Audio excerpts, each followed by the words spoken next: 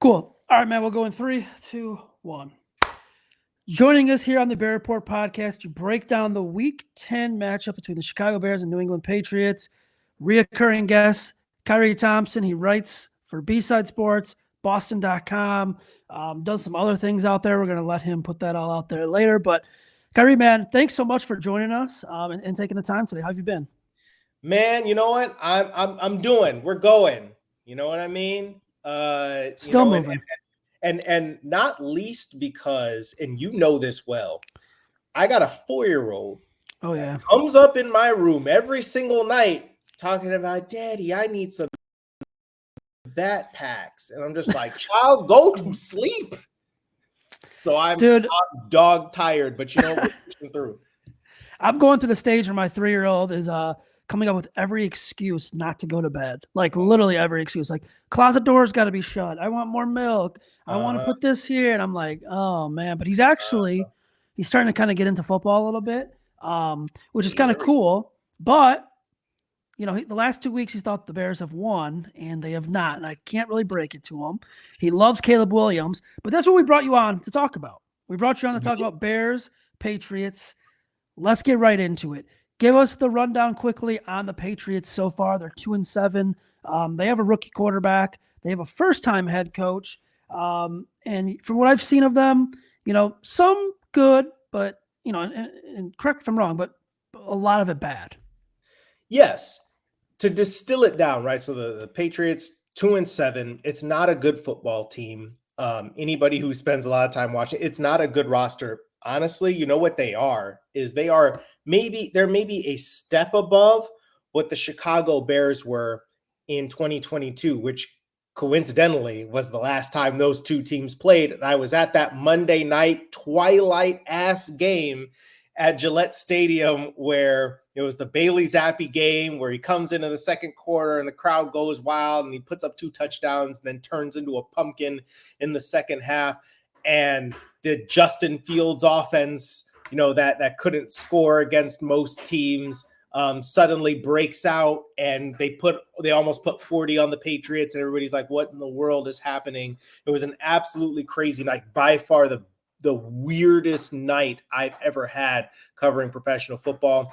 That's my girl in the background. For anybody who cannot hear, she's walking up with her shoes doing her thing.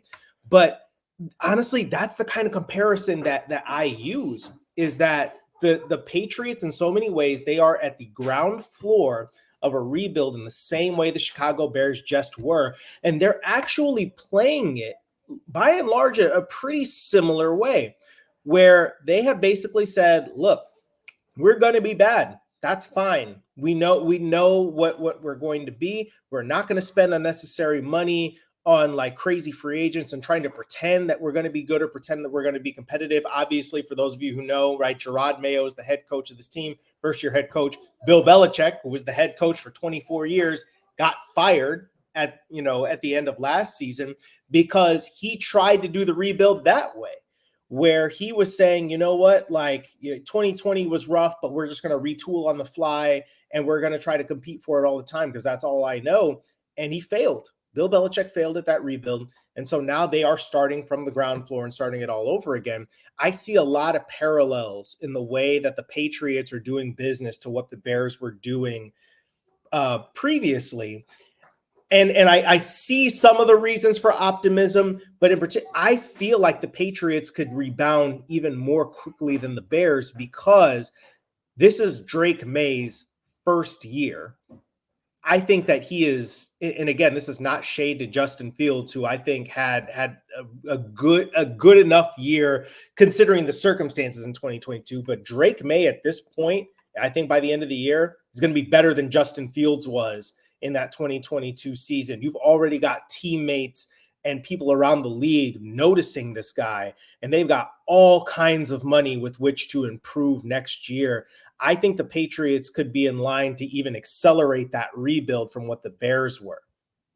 Well, it's funny that you bring up the similarities between the two teams. Going back to 2022, you had 2 second-year quarterbacks. Obviously the Patriots are coming off a playoff berth and the Bears were not, and that game happened. And you fast forward a few years later, and all of a sudden you've got, once again, 2 quarterbacks from the same exact class drafted relatively close to each other. So I would be remiss if I didn't just start it off with your initial thoughts on Drake May. I haven't watched the Patriots a ton. I've tried to watch Drake May as much as possible. From what I've seen, Drake May has looked really dang good, especially considering the situation around him. I think what Drake May has shown, and again, he's turned the ball over a good amount. I believe he's got 6 interceptions or something. He's like, no, not that many. He's got 6 touchdowns and he's got 4 interceptions, and he's lost a couple of fumbles as well. So he's got almost as many turnovers as he does touchdowns. But again, you're considering that this is a completely patchwork offensive line that honestly, you don't know who the starting lineup is going to be from one week to the next. His wide receiving core is bereft of any top line talent. Like, your best player is Kendrick Bourne in that position group, who just came off an ACL tear and again was an undrafted guy who has become a solid player, but is still not quite what Kendrick Bourne was even a couple of years ago. You got a bunch of rookie receivers and young receivers that just haven't really done anything yet. And Hunter Henry is your best option in the passing game, the tight end.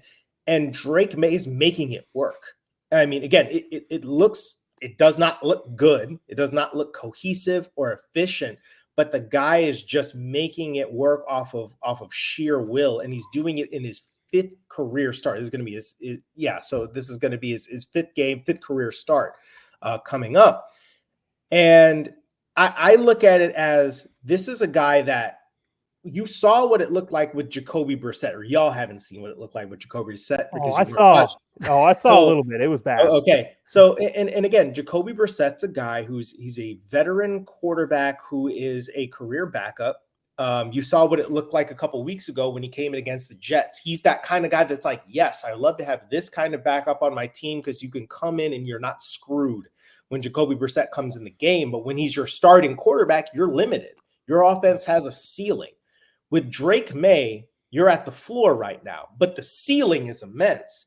And even though while he's working through that floor, I think you can just tell the energy that he gives the offense, the sheer playmaking ability that he has, and not just with his scrambling, but just getting the ball out of his hands off platform, some of the throws that he's making.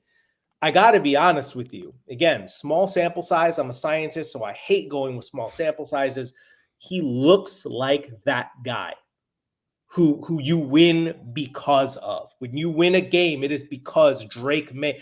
They would not have sniffed overtime this last week without Drake May. Not possible. And obviously they don't get to overtime without that magic that he produced on the last play of the game. That's Drake May. There's some warts. It's not all perfect. The footwork concerns people had, he's still working through them, and the accuracy isn't always there, but he's still completing almost 66% of his passes when you look at it. And he's not taking cheapies. He's throwing the ball. And I just can't help but look at it and be like, yeah, this guy, he's good. He's good, and you know he's good. See, I'm glad you brought that up. I watched him a lot at North Carolina. I'm a North Carolina guy. I watched him every game.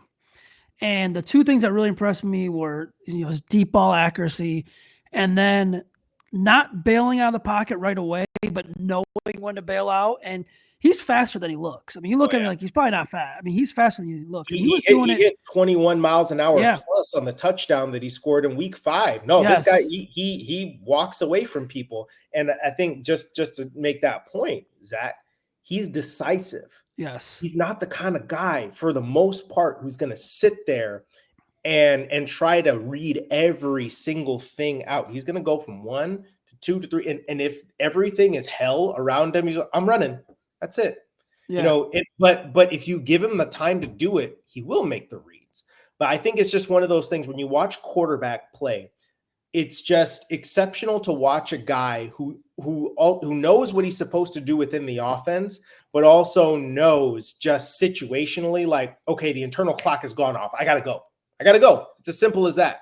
I don't think he's reading it too fast. I think he generally knows exactly what he's supposed to do with the football. And he rips some throws over the middle of the field where you're looking at it like, yeah, you can see how this guy is going to be really good. But if he's got to get the hell out of Dodge, he's going to get out. Yeah. And with the deep ball accuracy, it's one thing that stood out to me, but I'm glad you kind of brought that up because he's ripping the ball over the middle and everything. And Patriots wide receivers aren't the best. In North Carolina, he had 1 year of Josh Downs, and that's pretty, Devontae Walker is solid, but he wasn't, drafted, or he was drafted. He hasn't been active. Is his deep ball accuracy still good? And what can this look like if he gets a legit wide receiver there in New England? His deep ball accuracy is still good. And he dropped one in the bucket for his very first touchdown to Kayshon Boutte, dropped one into the bucket the next week to Kayshon Boutte down the other sideline. Okay. I think the issue with, and again, he had an off-platform throw down the field to Pop Douglas, where again, he's on the run, he's going to his right, he has to kind of pump fake, and he layers it in between, like a second window throw, and you're just like, yes, like this is it. And it was the kind of thing you did not have in the playbook those first 5 weeks when Jacoby Brissett was starting, because again, God bless Jacoby Brissett, he just couldn't throw the football down the field. He was one of the worst deep passers in the league. I believe he had only completed like 5 out of, I don't know, like 20 or 30 attempts or something like that. It was ugly stuff, beyond 10 yards. So it just wasn't happening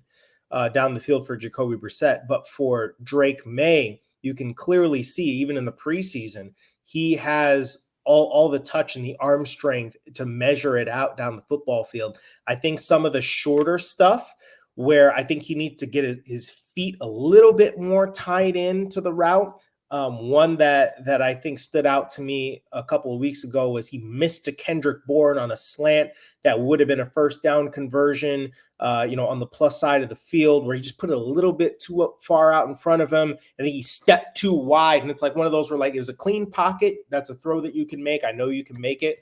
You just have to kind of put that together. But he has literally, by virtue of being Drake May, unlocked throwing the football down the field for this Patriots offense in a way that just, it didn't exist.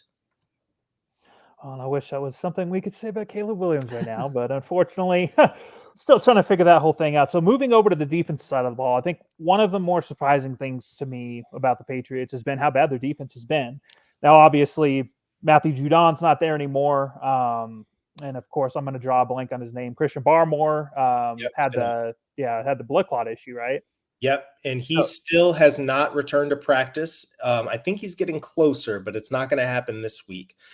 I think what you're seeing, and you've also had injuries to, their standout safety, Kyle Duggar, who's kind of just a move it around chess piece. He comes down and he thumps you. Just generally, if you keep the ball in front of Kyle Duggar, he's going to make a play, and he blows up screens like nobody else.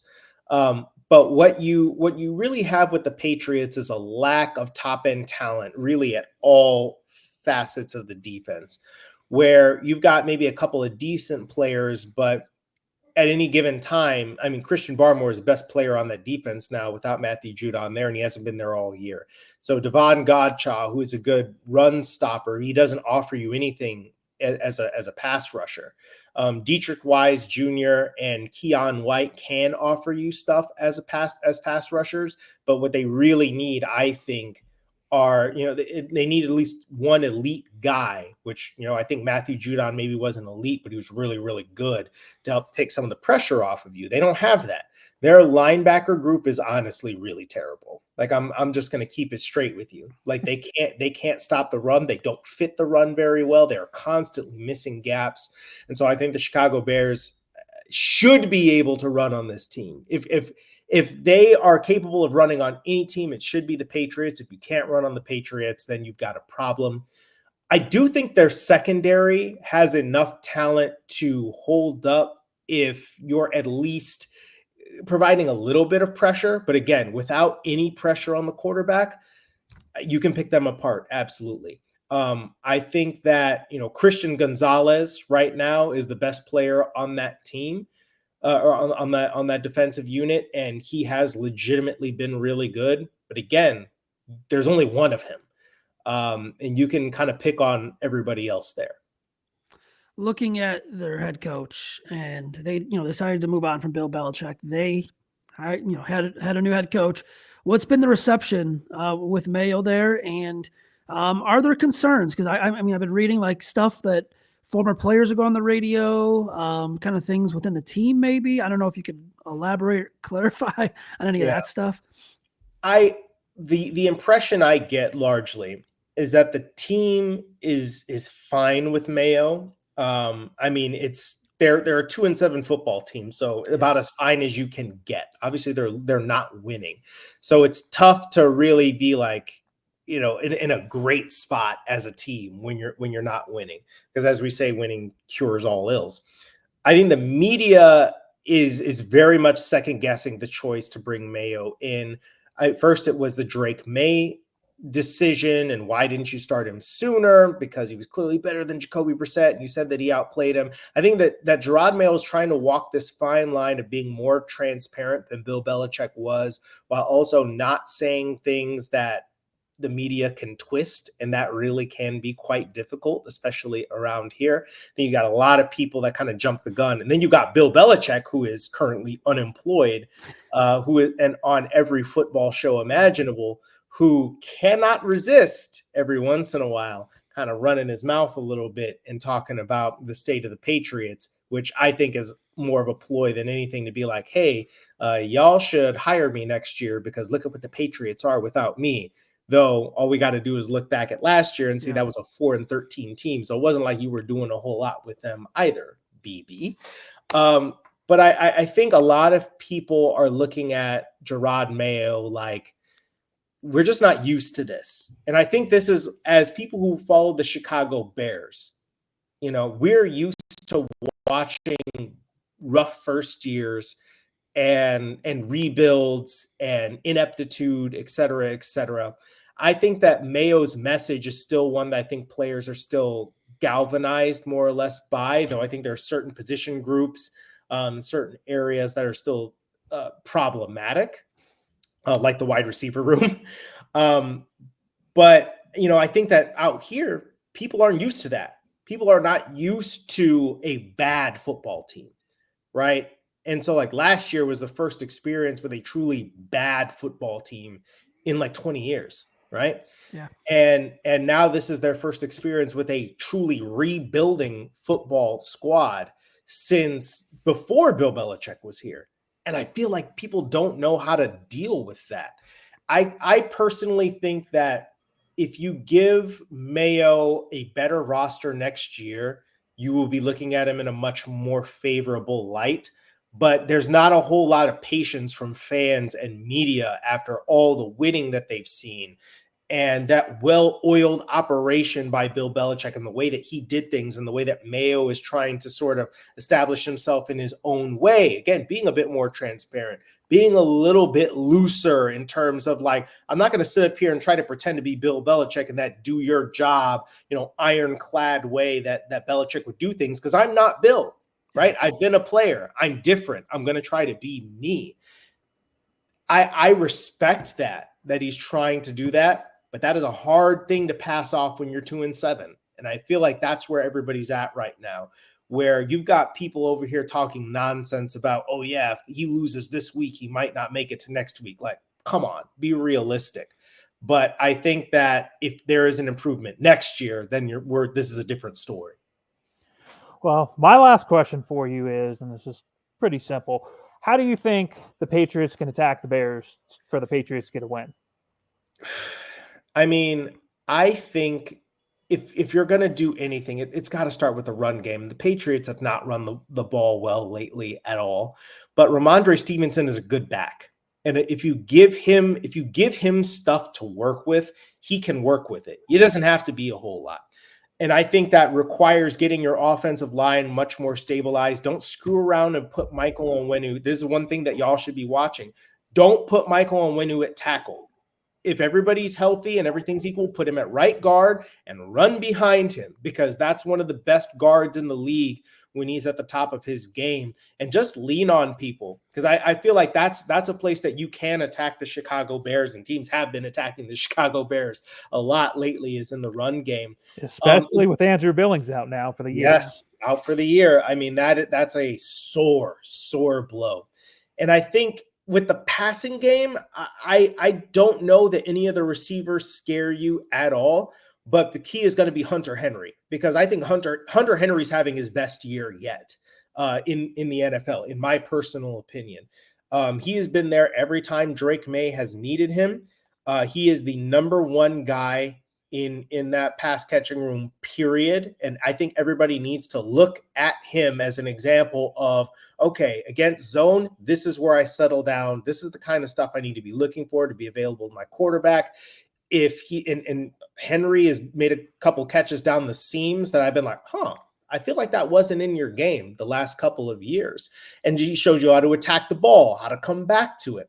I feel like there's a lot these young receivers can learn. It's not that they are completely devoid of talent, but they're just really, really inexperienced. But I think it really all starts with the run game. I think that it also requires Alex Van Pelt to lean on the play action game a little bit and boot out, because I feel like that's oddly something they haven't done a whole lot yet with Drake May. I think it's probably something to do with just he played in the shotgun a lot in college, and that's what you're more comfortable with. Yeah.